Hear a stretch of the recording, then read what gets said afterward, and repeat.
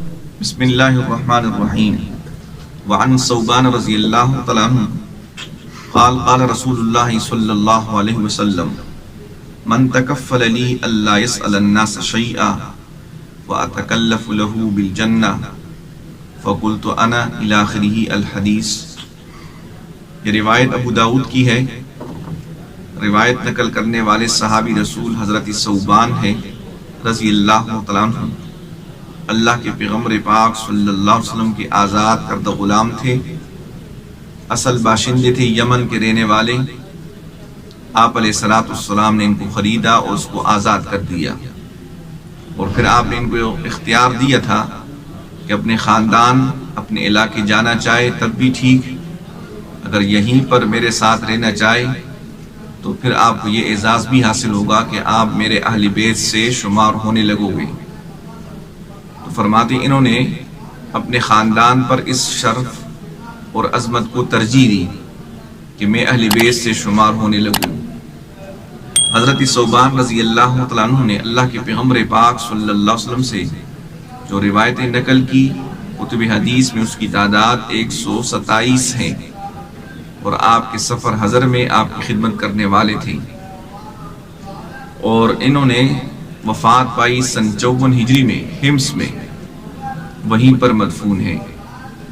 یہ فرماتے ہیں کہ اللہ کے پیغمبر پاک صلی اللہ علیہ وسلم نے ارشاد فرمایا، جو مجھے اس بات کی ضمانت دیتا ہوں کہ لوگوں سے کوئی سوال نہیں کرے گا کسی چیز کا، تو میں اس کے لیے جنت کا ضامن بنتا ہوں۔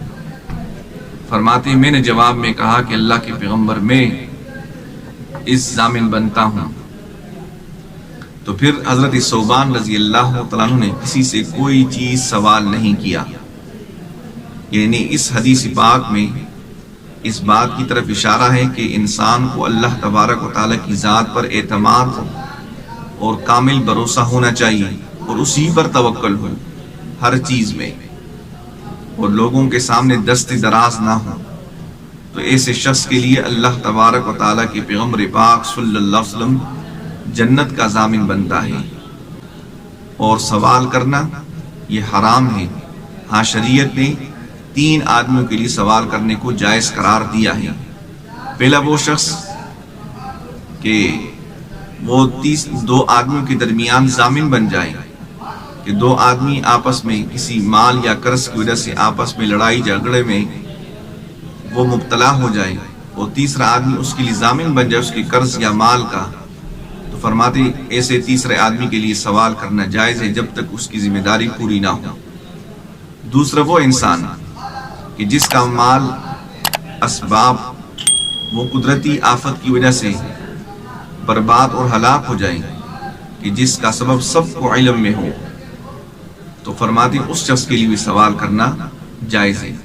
جیسے سیلاب کی وجہ سے اس کا سامان تجارت، کھیتی وغیرہ یا باغ ہلاک ہو جائے، تو ایسے شخص کے لیے سوال کرنا بھی جائز ہے۔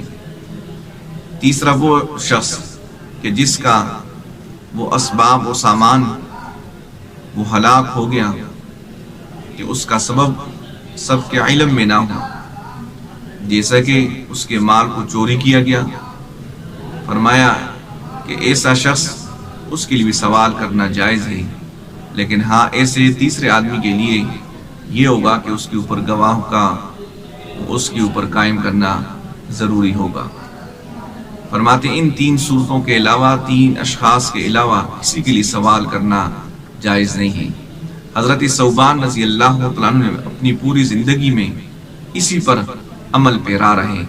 حدیث پاک میں آتا ہے یہ بھی ان کے بارے میں کہ اگر ان کا اپنا کوڑا وہ گر جاتا اس سے، تو خود اپنی سواری سے اترتے تھے اور اس کوڑے کو اٹھا لیتے تھے، لیکن کسی سے سوال نہیں کرتے تھے کہ اس کوڑے کو مجھے دے دو۔